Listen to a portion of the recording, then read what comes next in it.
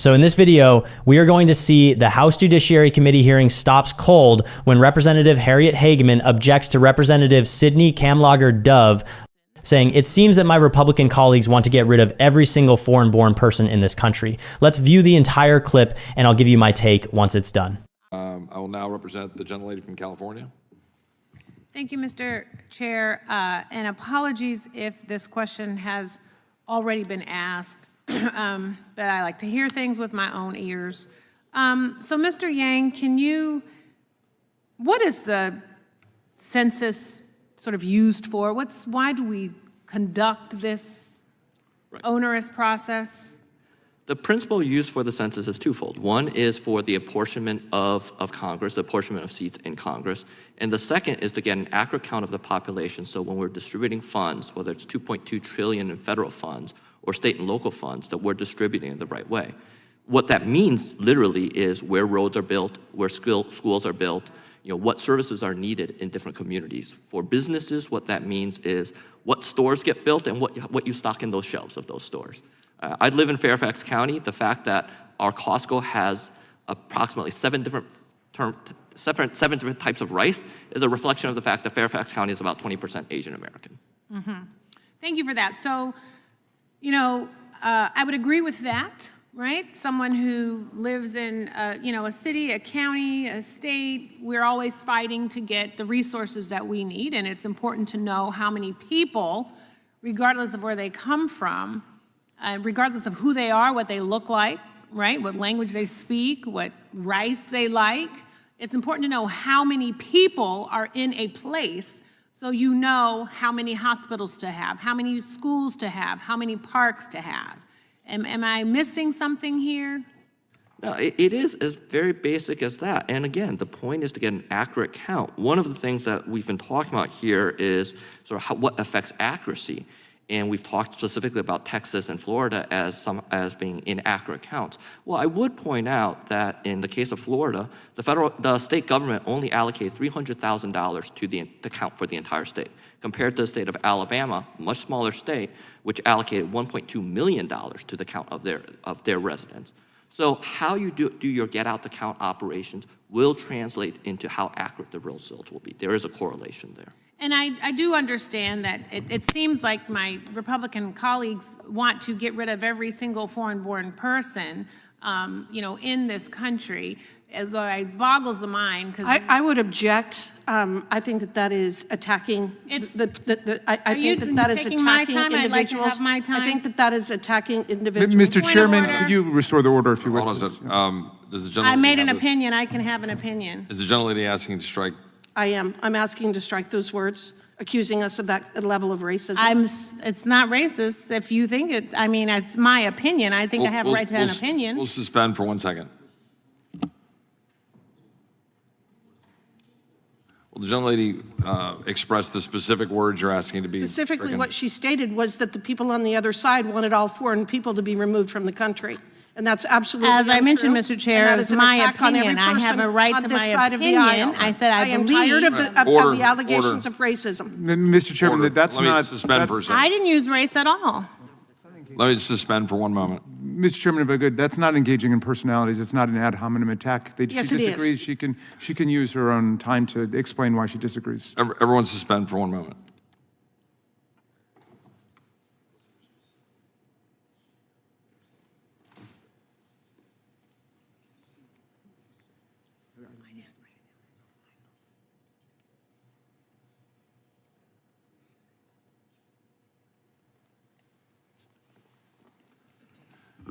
Gentlelady from Wyoming, are you withdrawing the request to strike the words from the Yes, gentlelady just from want to California? point out the allegations are absolutely unsubstantiated, and it is ridiculous. Chairman, could you instruct her to yield point back. it out on her own time? And reclaiming the time for the gentlelady from California, please proceed.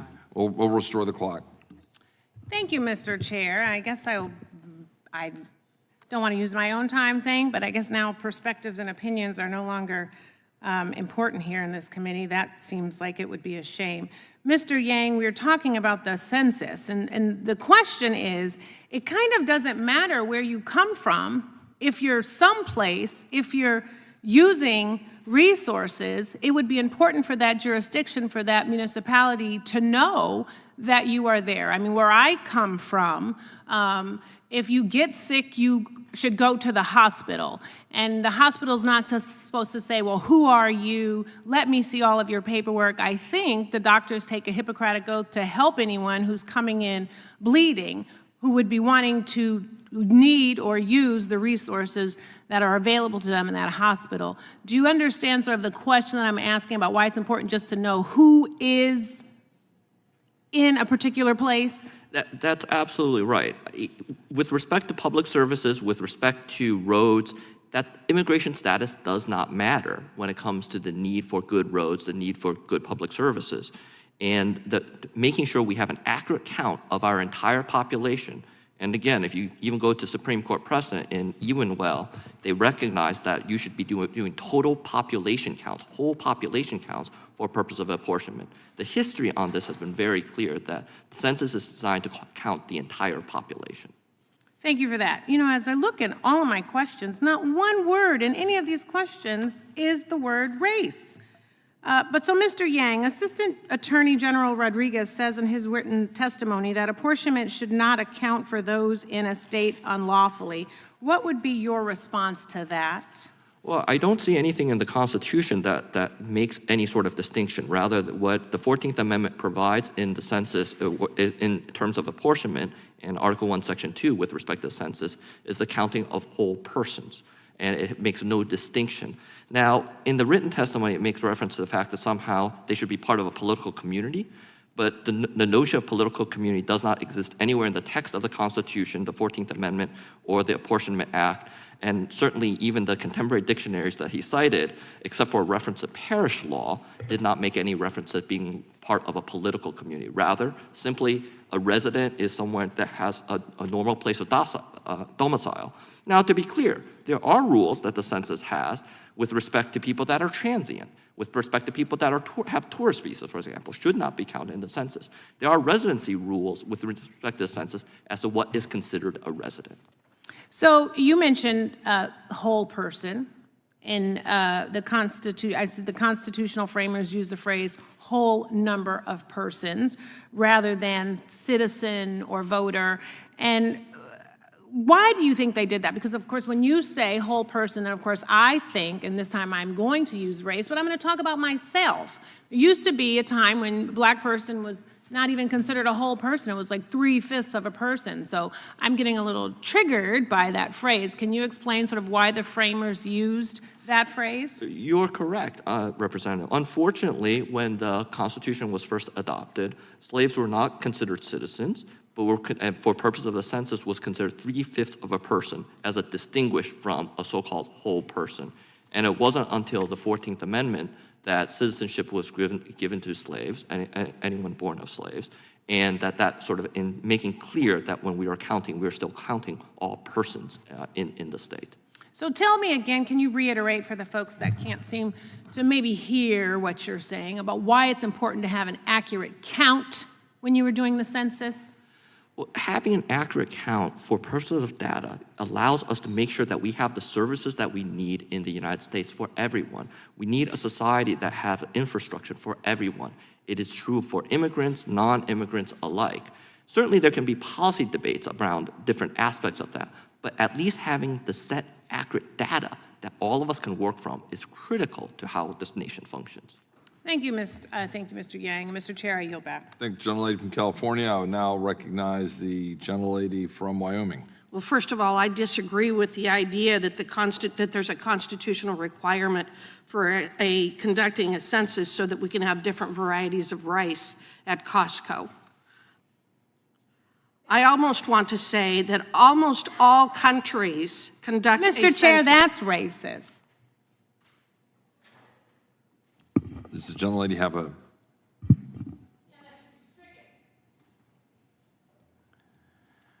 Does the gentlelady from Wyoming have a response? Rice or hamburger or any other food stuff, that isn't why we conduct a consensus. Mr. Chairman, those words, as ill-advised and foolish as they were probably not engaging in personalities. So I think we can let that go and call it even. Yes, after, Mr. Chair, I'll withdraw. I was using the terminology that Mr. Yang used, if you weren't listening. I was listening, but I was also getting your vibe. Almost all, The gentlelady from Wyoming will proceed. almost all countries that conduct a consensus actually have a citizenship question, and the UN says that. I mean, the sheer political projection, Representative Kamlager-Dove's initial explosion, the one where she threw out that wild accusation about Republicans wanting to get rid of every single foreign-born person you know, that was not an opinion. That was a calculated, unsubstantiated smear, and Representative Hageman was absolutely right to call it what it was, an attack. The left's entire strategy hinges on stopping any honest debate about the census by immediately dropping the R word. They want to distract from the reality that this is not about counting people for public services. It is a massive, multi-trillion-dollar power grab. Think about the consequences for a second. We are talking about $2.2 trillion in federal funds and the apportionment of Congress being tied up in this count. And the Democrats want to protect a system that is designed to inflate their political power. I mean, the numbers are just jaw-dropping, you guys. Conservative analysis estimates the inclusion of all non-citizens in the last census caused 9 congressional seats to shift. That is a direct dilution of the citizens' vote, giving political power to people who are not even eligible to vote in federal elections. They talk about resources, right? Hospitals, schools, roads. But the reality is their open borders policy is the biggest strain on these resources. The average unlawful immigrant household, based on older but reliable research, creates a net fiscal deficit of approximately $14,387 per year on the American taxpayer. They claim that immigration status does not matter when it comes to need, but it absolutely matters when you are talking about who pays the bill. We are on the hook for roughly $68 to $70 billion each year just to cover the kindergarten through 12th grade education of the children of illegal aliens, money that strains the resources intended for legal citizens. The true prize for the left is the political distortion. Representative Hageman is not just complaining, she is proposing real solutions, like the Equal Representation Act, demanding that congressional seats be apportioned based on citizens only. The Constitution grants Congress the power to direct the census, which means the GOP is simply leveraging its constitutional authority to ensure our representation is fair and based on citizenship. The fact that Kamlager-Dove and her allies protect a system that provides such a massive benefit to their political party simply by counting non-citizens exposes the whole thing as partisan hypocrisy. They do not care about fairness. They care about power. And, you know, the total collapse into that is racist over the Costco rice comment. Honestly, that is where you see the rot of their entire intellectual position. They could not defend the policy, so they had to retreat to the cheap emotional stunt. It is clear as day, the left's agenda here is about protecting a system that benefits them politically and financially, all while sticking the legal American taxpayer with that huge annual fiscal deficit. This is a constitutional showdown, and patriots like Representative Hageman are standing firm against the woke mob trying to rig the system from the inside. Tell me what you think in the comments, and while you're there, don't forget to like and subscribe. I appreciate you all, and I'll catch you in the next video.